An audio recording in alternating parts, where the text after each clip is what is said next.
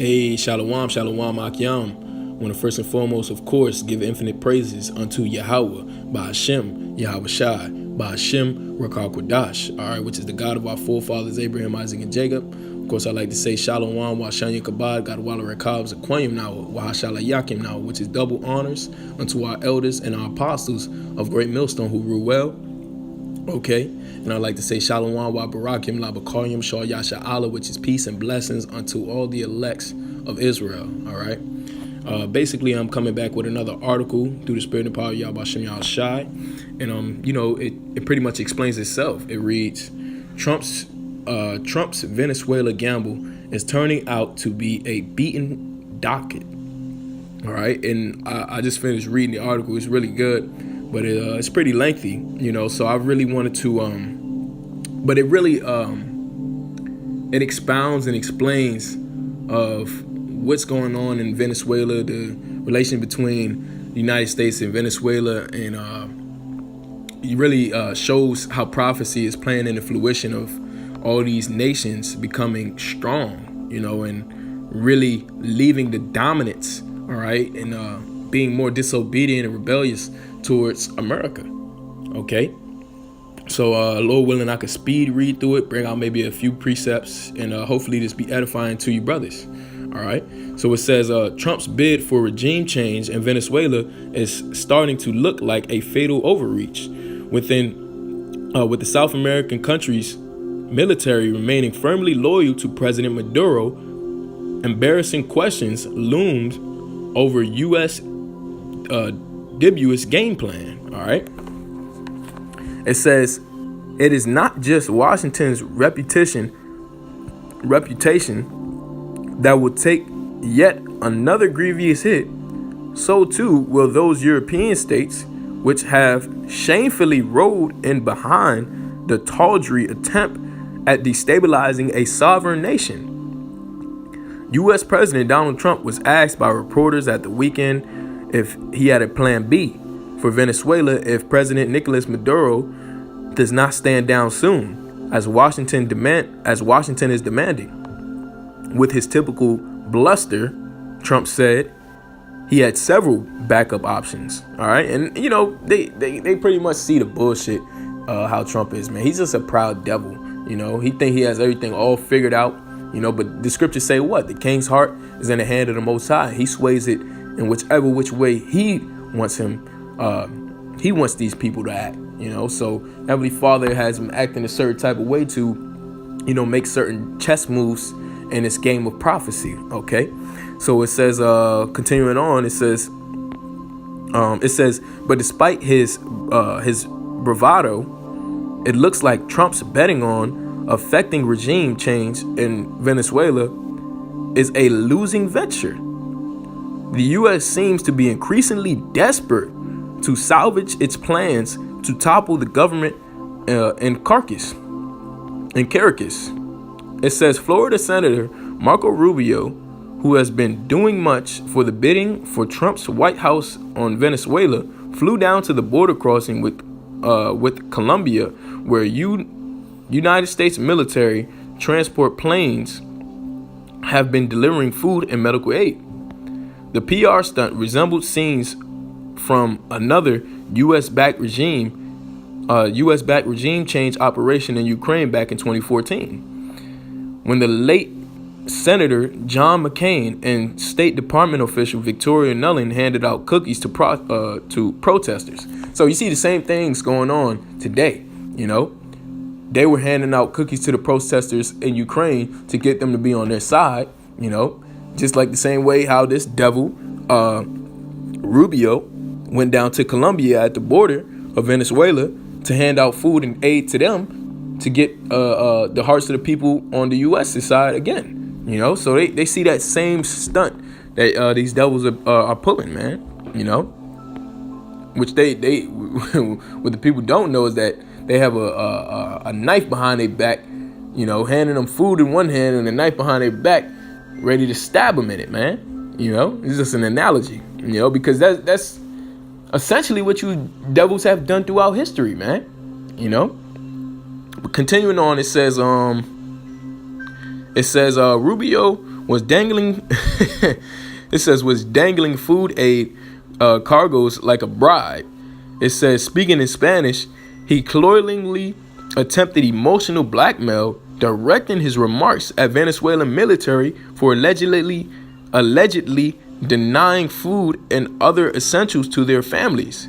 Rubio also claimed if Venezuelan soldiers prevented distribution of aid supplies, they would be liable to be prosecuted for crimes against humanity. Okay, so he's basically trying to get the hearts of the people, by giving them food and different types of aid, but these people, they're not buying into it. It says that's rich indeed. Washington has slapped sanctions on Venezuela's oil-dependent economy, causing much deprivation in a country of nearly 31 million people. The Trump White House has arbitrarily anointed a minor opposition figure, Juan Guaido, as recognized president, which violating electoral mandate of Nicolas Maduro and ruling of Venezuela's Supreme Court. Furthermore, Washington and its servile news media have openly called for an insurrection by the military. So basically, they're trying to set up this puppet named, his name is Juan Guaido, excuse me if I'm pronouncing it wrong, but basically they're trying to set him up so they can have better ties and relations to that oil profit. You see that? That's what they really more concerned about, They like to say they concerned about the people. They want to go to the people and say, oh, your government's not with you. You can't, they didn't even provide you aid. But really, what they're more focused on is that oil reserve. They're more focused on that profit, okay? That fetty, It says, excuse me. It says Washington and its servile news media have been openly called for insurrection of the government. Okay, so continuing on, it says, if anyone is liable for persecution for crimes against humanity and crimes against peace, it is American politicians. So they understand. Clearly the publisher of this article understands, all right, and brings out facts on how really America is the one who should be accused for crimes against humanity and crimes against peace.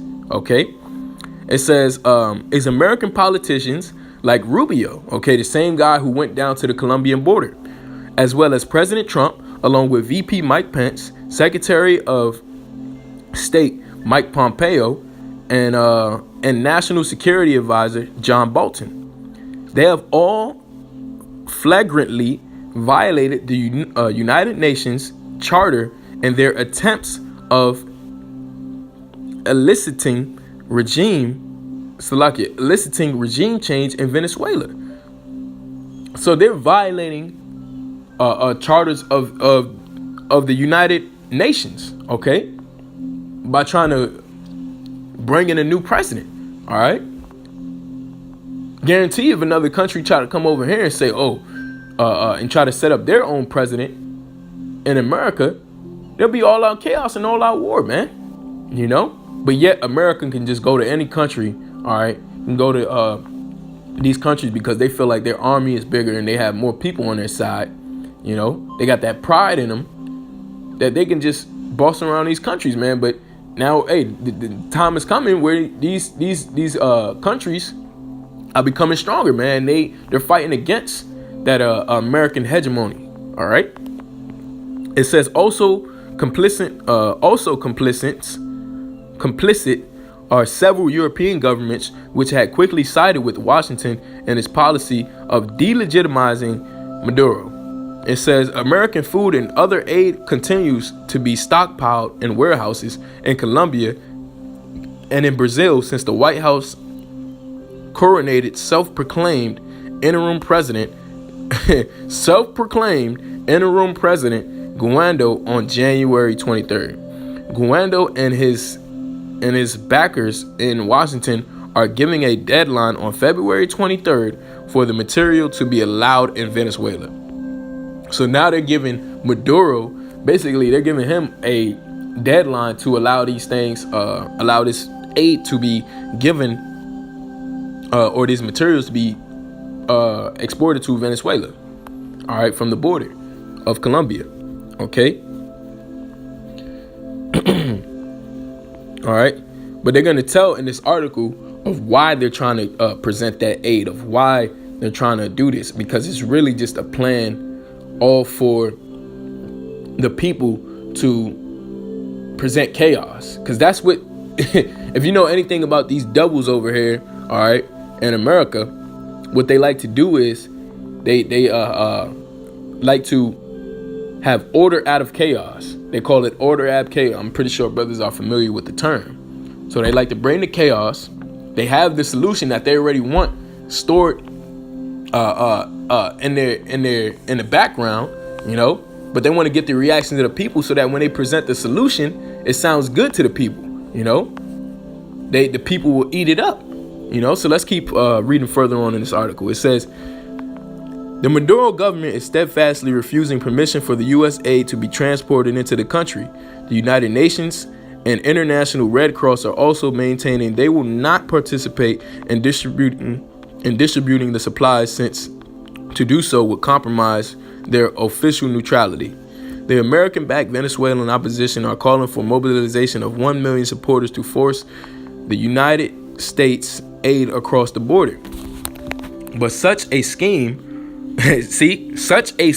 check this out, Akim, but such a scheme seems unwidely and impractical.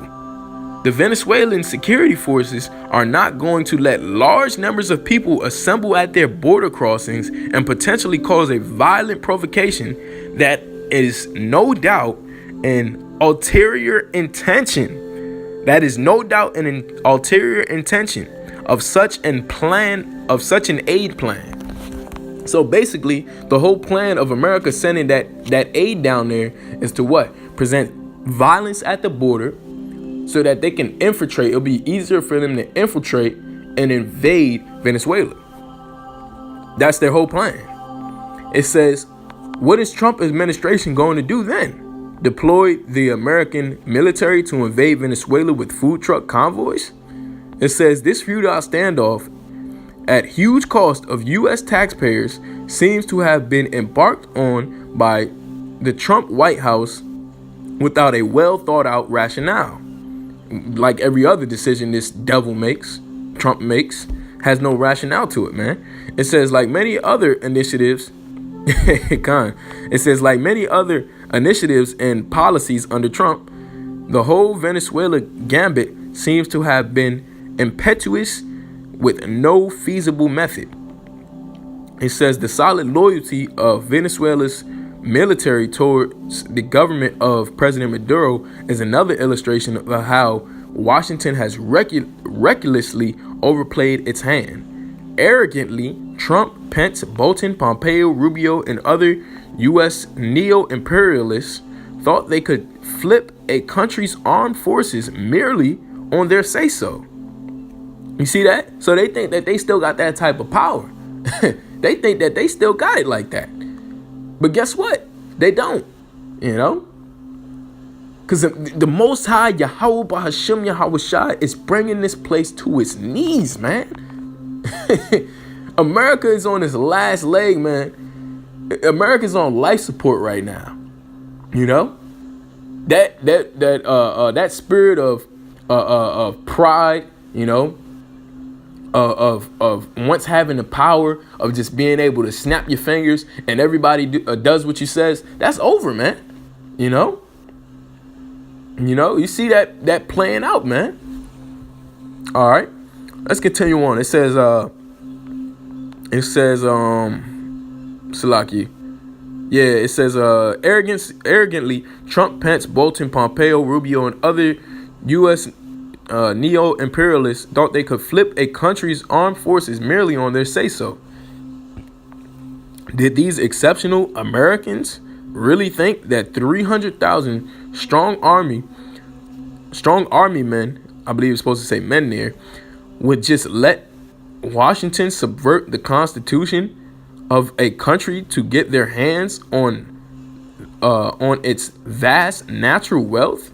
You see that? So they understand that the main purpose that Trump is going against the government of Maduro, all right, is to what? Is to get their hands on that vast national wealth, okay, which is that oil, those oil reserves, okay. It says one recruiting feature of American government under Trump is the shallowness of any intelligence or policy analysis. Fittingly for a presidency run by a real estate huckster and a narcissistic big mouth, there often seems to be an embarrassing lack of substance to decision making. Whether it's the Mexican border wall or relations with Russia, China, European allies, Iran, trade, armed control, and so on, U.S. policies seems to be made up from flimsy consideration, even comprachicous whim. Okay, so they're basically saying that the judgment of America, which is completely realistic, it's completely true, man. That there's been poor considerations on the decision that your so-called beloved President Donald Trump has made, you know. But guess what? According to prophecy, he's making all the right decisions. According to the scriptures, the spirit of Yahweh Shem Yahweh Shai, he's making all the right decisions to cater towards what? The downfall and the destruction of America. Continuing on, it says, Salaki brothers, I know it's a pretty lengthy article, but I just wanted to get through it because it brings out a lot of information on what's actually going on. But continuing on, it says, on Venezuela, someone in Trump's circle of dimwits, see, so the person who published this, you know, really got a impediment against Trump, you know, which, you know, we hate these devils too, man. It says on Venezuela, someone in Trump's circle of dimwits probably came up with the wheeze to oust socialist Maduro and install U.S. puppet Guaido so we can grab all that oil. You see that? So they understand what's the whole MO, all right, of the Trump administration. All right, they understand the motive, all right, the modus operandi behind them trying to put Guaido in there, man. Juan Guaido in there, man. Okay? And they know that it's all for what? It's all for that monetary gain. Why? Because America is broke, man. You know, like the brothers out Dallas say, broke it in the hole. You know? The dollar, it doesn't mean anything. It's crumbling. You know? Although the petrodollar, the only reason why it's thriving is because of people's faith and belief in it. Literally. But what? Besides that, America is in debt, man. $21 trillion. So they need to find avenues and ways that they can get money. You know, they need to find avenues and ways to where they can so-called make America great again. But guess what? It's not gonna happen. So continuing on, it says Washington certainly could count on the unusual, dutiful corporate news media in the U.S. and Europe to sing off the script hymn. Salakia. Excuse me, brothers. Washington certainly could count on the usual dutiful corporate media in the U.S. and Europe to sing off the script hymn sheet for regime change. It could also count on some right-wing South American governments and its over-obliging European vassals to go along with with its criminal machinations. Okay, so really, the Trump's the Trump administration, they're the ones who are really in the wrong. It says, continuing on, it says, but what Washington, through its arrogance and ignorance, did not count on was the resilience of the Venezuelan people. Many of them do not support a treasonous, marginal opposition, which is evidently taking marching orders from Yankee imperialists. Washington also did not anticipate that the country's military is professional and committed to defending the nation's sovereignty. The Trump the Trump White House seems to think everyone can be bought for a price. Well, that's Esau's spirit. He was bought for a price. He sold his birthright. So he thinks that everybody would just sell out as easily as he did. But it's not playing out in his favor, man.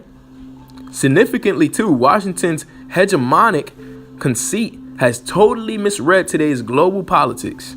Russia, China, Mexico, Iran, Cuba, Turkey, and most other nations have refused to kowtow to Washington's dictates for regime change in Venezuela. So these other countries don't even agree with it, man.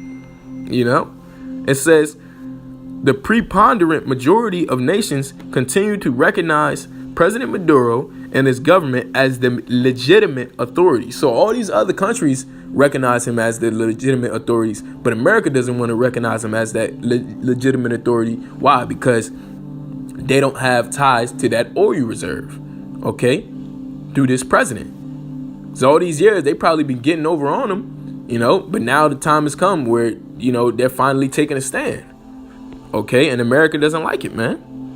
It says the horrific consequence of U.S.-inspired regime change around the globe are so glaringly obscene, Washington is rightly viewed as morally bankrupt. You see that?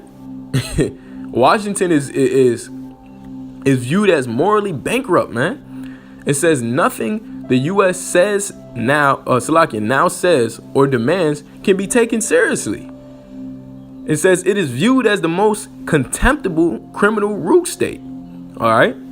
It says in its nefarious, ill-conceived gamble in Venezuela, the scenario unfolding is that of a proud, independent nation being held hostage by American imperialism,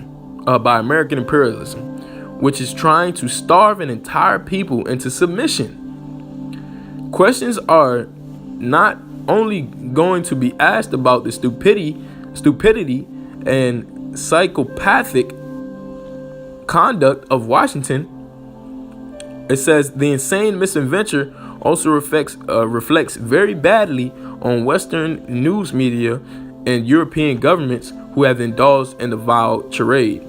It says Venezuela will weather this storm as its oil exports find new markets in Asia to replace U.S. markets. You see that? So that's what's going on, man.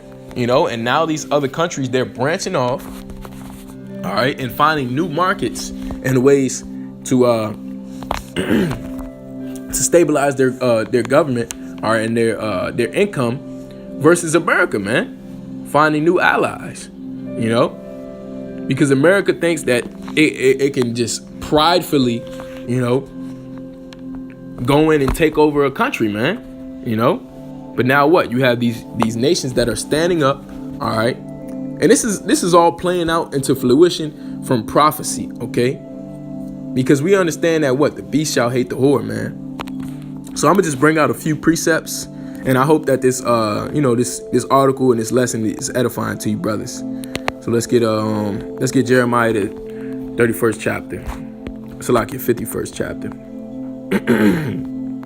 Excuse me. Yep, so there's Jeremiah chapter 51. One second. Actually, we started verse 1.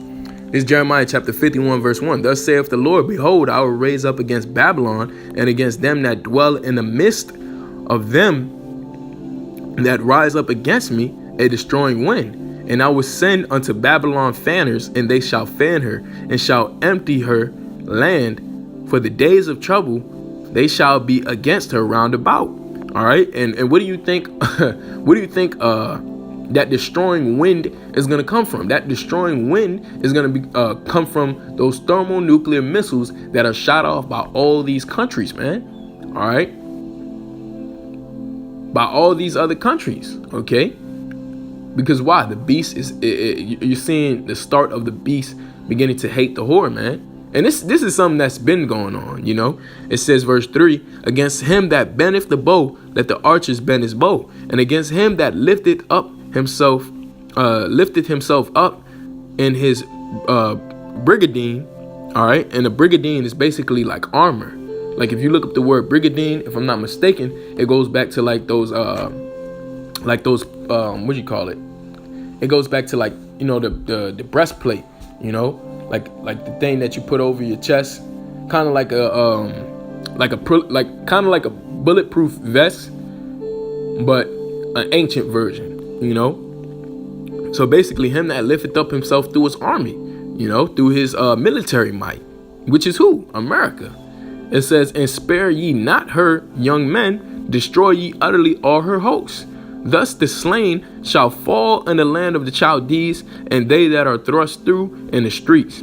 It says, for Israel have not been forsaken, for Judah is of Yahweh B'Shem Yahushai, of the Lord of hosts. It says, though their lands was filled with sin against the Holy One of Israel. It says, flee ye out of the midst of Babylon, and deliver every man his soul. Be not cut off in her iniquity, for this is the time of the Lord's vengeance, and I will render unto her a recompense. It says, Babylon hath been a golden cup in the Lord's hand, that have made all the earth drunken. The nations have drunken of her wine, therefore the nations are mad. All right? Babylon is suddenly fallen and destroyed. How for her? Take balm for her pain, if so she may be healed. All right? We would have healed Babylon, but she is not healed. Forsake her, and let everyone go into his own country. For her judgment reached unto heaven, and is lifted up even to the skies. All right? So Babylon cannot be healed, man. And if you know anything about balm is an ointment used for healing, just like you have lip balm is used for when your lips are cracking, you know. So what? There's no method of healing. There's no way America could escape that $21 trillion of debt, and it's still rising. It's still rising, man. You know. So they can try to do all the infiltration of these other countries, but that's just gonna make these other countries more mad. And guess what? That's what the prophecy says. Okay. That's what the prophecy says, that these countries are going to forsake America. Let's get another one. Let's get, I'm thinking of one in Isaiah. How about, you know, that's okay. I'll get Jeremiah, the 50th chapter, because that's a good one too. You know, Jeremiah chapter 50. In verse 1, it says, the word of the Lord spake against Babylon and against the land of the Chaldeans by Jeremiah the prophet. Declare ye among the nations, and publish and set up a standard. Publish and conceal not.